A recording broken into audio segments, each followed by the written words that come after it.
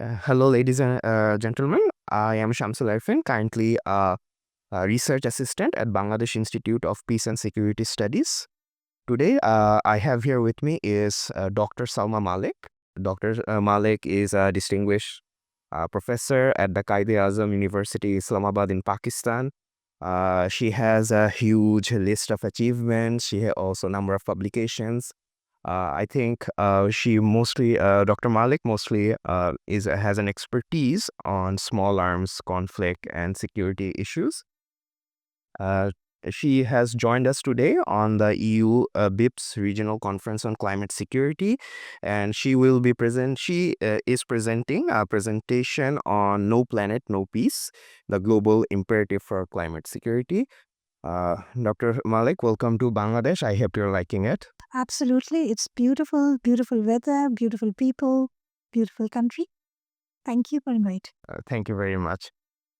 So I would like to start off quite something that is according to that is very close to your research area. You have talked about conflict trends in South Asia. You have also published different policy briefs on it. So I would like to ask, did you find anything related to climate change about how climate change exacerbates, as it has been described as a threat multiplier by the former UN General Secretary?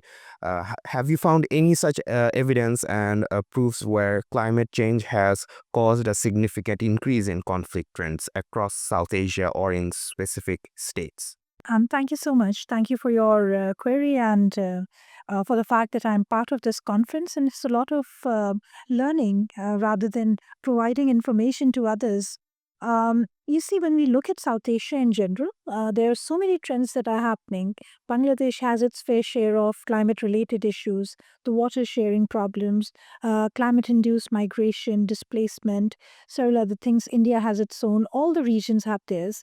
When you look at Pakistan, you have a very big number of Afghan nationals coming to Pakistan, primarily first as a result of the conflict that happened. So it was a traditionally based migration slash asylum seeking slash displacement, all of those things rolled in one, aliens coming to Pakistan and then refugee seekers. And this was a huge number. In Pakistan, for the largest, kept on saying that we have the highest number of refugees. And then when those refugees were returning to Afghanistan, and having the refugees being there in a large number, Pakistan did have refugee villages and encampments. But then there was a good number of Afghan nationals who started to live in the cities. And they started to seek Pakistani nationalities and many other notions. So that gave rise to a lot of local based conflict in terms of economy, in terms of socio political structures.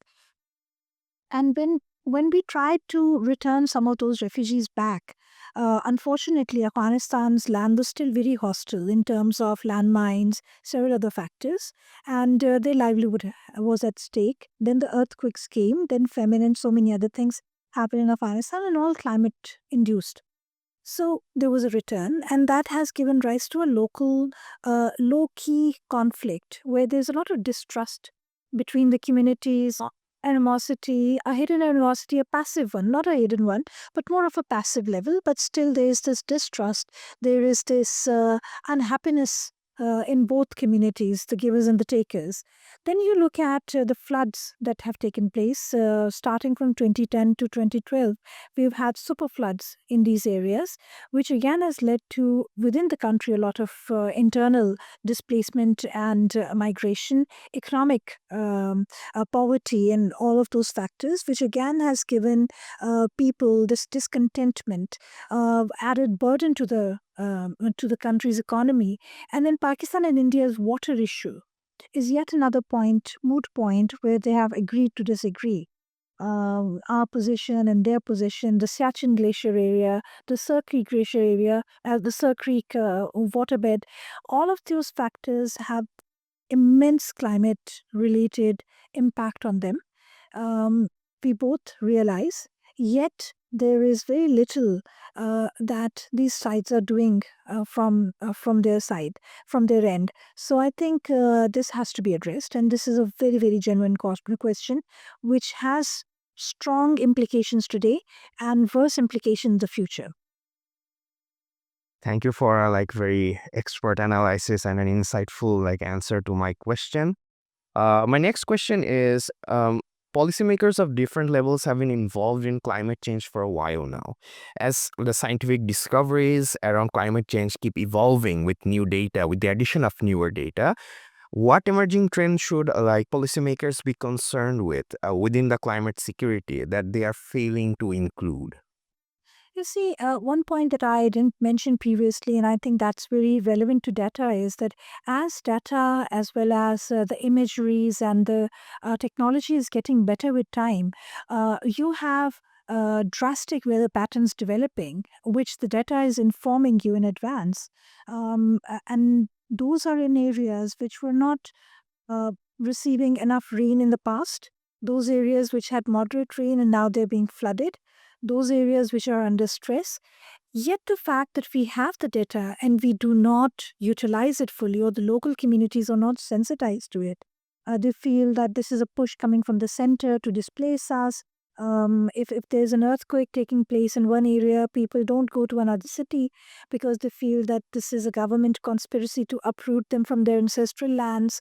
In Balochistan, which has never received rain, which is not ready for rain, you have a lot of rains happening, flash floods happening. And when that happens, the government, central government is not so fully prepared to address those problems, the provincial government is not, the locals are not. So at all three levels, despite the data, the policymakers, the stakeholders are not really prepared to incorporate their policy, their responses with such information. And it's not only one province, it happens, it's kind of, I think, a human nature or what. And as a result, the devastation is very hard on the people. So I think there is a need to make these things more common. There's a need to make these things to have confidence building measures between communities with the center, finish the gap. In Pakistan, we have a 18th Amendment, which makes climate change a devolved issue. But the fact is that it's part of the country. So you have to have all provinces, all stakeholders on board. And you don't use the data effectively, it is going to create immense problems for us in the future. Thank you. In reference to your talk about your point about the inclusion of communities, confidence building measures, I have a follow up question ready here. Can education and awareness campaigns drive actions within the context of climate security? And if so, what is the role of the public in addressing this climate security, and how will they be able to achieve that role? I think that's a very, very important question, and a lot of conversation that has taken place in this conference for the 2 days between EU and BIPSS. Uh, Talking about climate education has been a very, very important factor. And the earlier we start with climate awareness, climate education, it doesn't have to be a textbook based education. It has to be just a local, hands-on understanding of what climate is. And I think the younger a child is, the more they're closer to the nature. So you incorporate the climate friendly attitude into the younger ones, moving all the way to the higher education sector, where you make it more scientific, where you already have a constituency which is very sensitive to its needs. It's very sensitive to going green and being part of the Planet Earth project. And then when it comes to local communities, you would find that a lot of time local communities have much more sensitivity and awareness to climate than an urban person would, or than an educated person who thinks that you have a PhD in climatology and you know it all.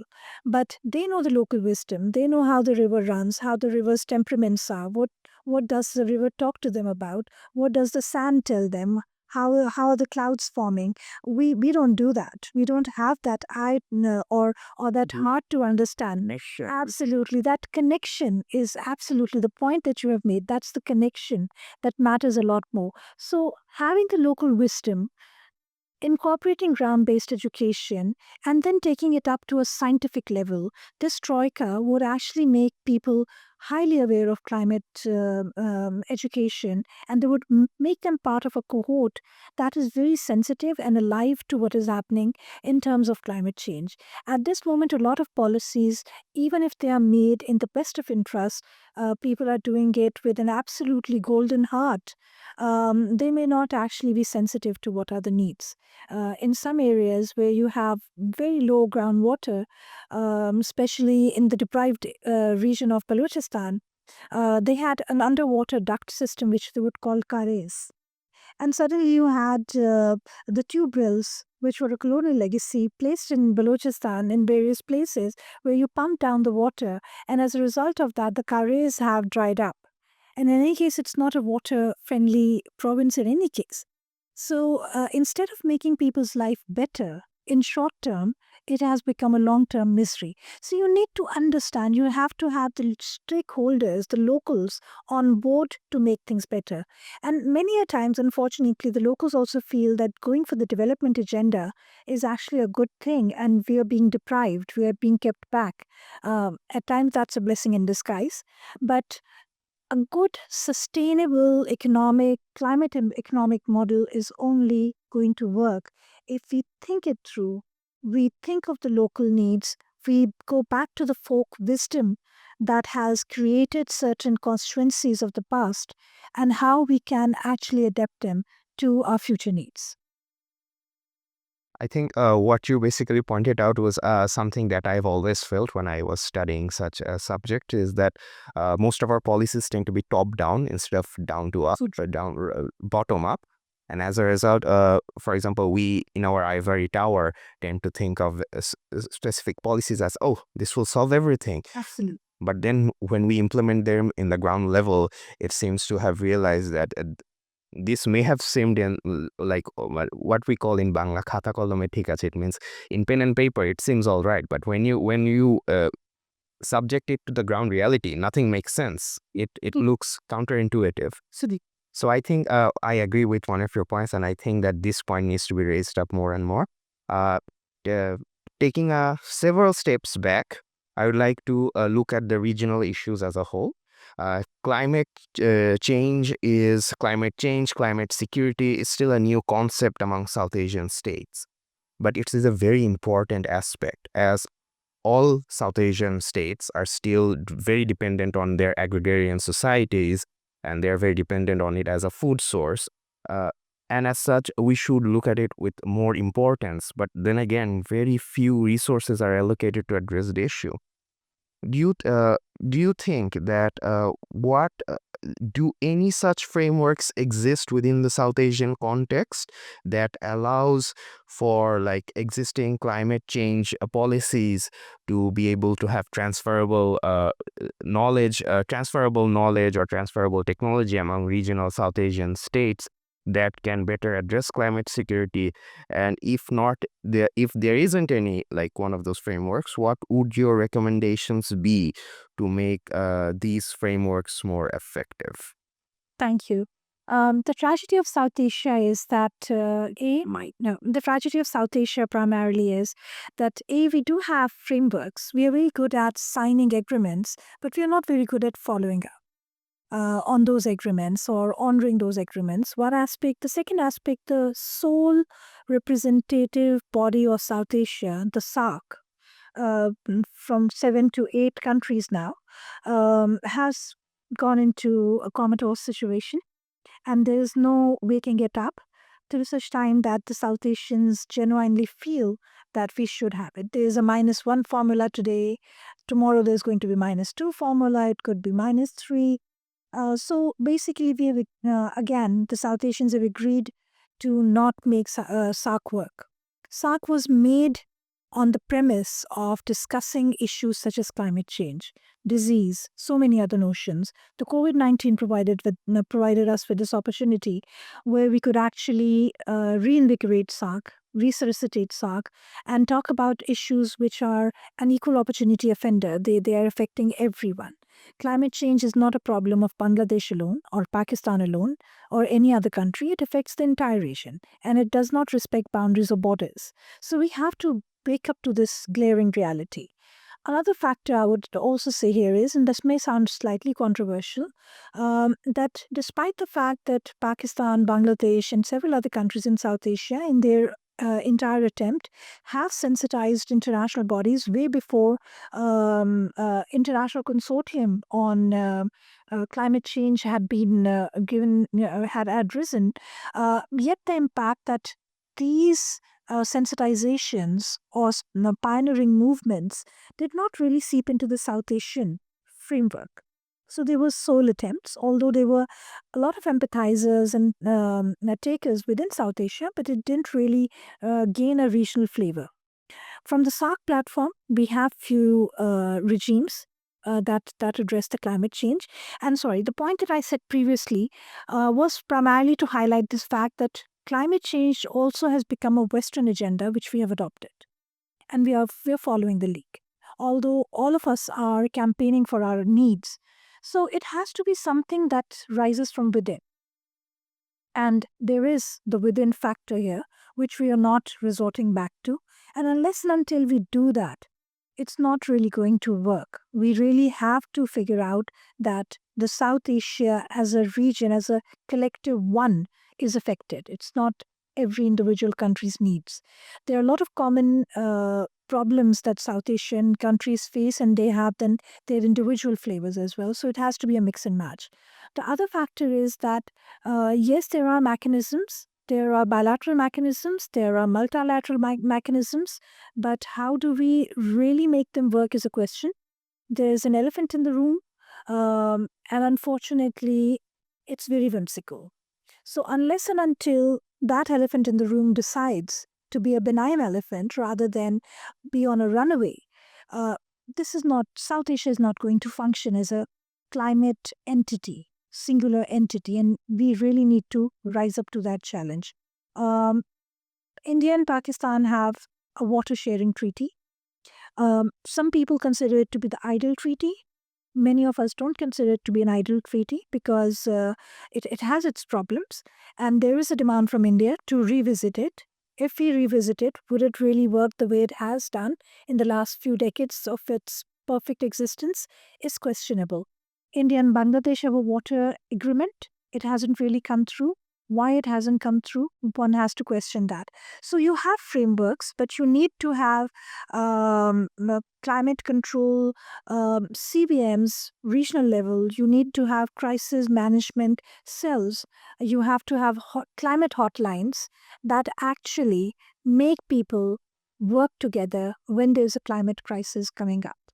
So there is a need for a lot more, and many of these proposals are already in paper and ink, the point that you said earlier. But do we implement it? And if we implement it, do they really work? Is a major question here. You mentioned that climate change has now become a Western concept, and we have adopted it as an Western concept. Instead of looking at it as an organic concept or that is something that really comes from our roots. So, given that most of the climate change agreements and what can I say, projects are implemented by international organizations. So, what is the extent of international organizations in coordinating climate security efforts, if there is at all? Are they able to work to the capacity that is needed for them to be effective? Should government agencies take the lead on climate security, or are international organizations still taking the role?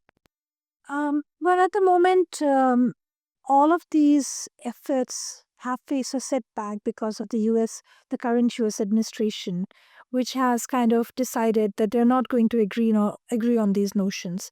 This may have a cascading impact. Many other countries which have their reservation on climate change efforts may actually take cover behind the US decision, and they may end up becoming rogue climate agents. So that is where the International Climate Change Campaign stands. When I say that we have joined the Western bandwagon, that is true. We were one of the first countries from South Asia that actually started advocating for climate change because, especially Bangladesh, Pakistan, because we had problems. And we were the ones who actually sounded the bell. Yet the fact is that we are now pushed back, and there are other countries which are spearheading. Which also makes us a bit complacent that we follow the leak and we have lesser say in what is happening. I think we need to up our advocacy. We need to up our efforts in international bodies a lot more. A lot on climate change is linked to the climate financing. And I think, and again, it goes back to a regional body that if we have a regional body which commits to climate financing in case of any disaster, that would be a good idea. And we need to generate our internal resources. And again, it has to be a level to level, in a stepwise issue, where from the individual to social bodies to groupings to local bodies, provincial and central and then regional, we all come together and try to evolve our own system. Because as I foresee, in the future, we are going to have very less opportunity for getting any funding, any relief from international bodies when it comes to any climate related disaster or any relief activities. So we really have to see to it how we make indigenous solutions work and how we get together and make these moments better and better for ourselves. Thank you very much, Dr. Malik. That was basically all of my questions, and I included one extra more. That was a very extensive and a very well put answer that answered a lot of the questions that we in the research communities or the development sector tend to question when the issue of regional climate security or climate change comes up. So, thank you everyone for joining. I'd like to thank Dr. Malik for joining us, and that would be all for us. Please stay tuned to our social media page and our website for more insightful discussions and videos on relevant topics regarding our region and Bangladesh as a whole. Thank you.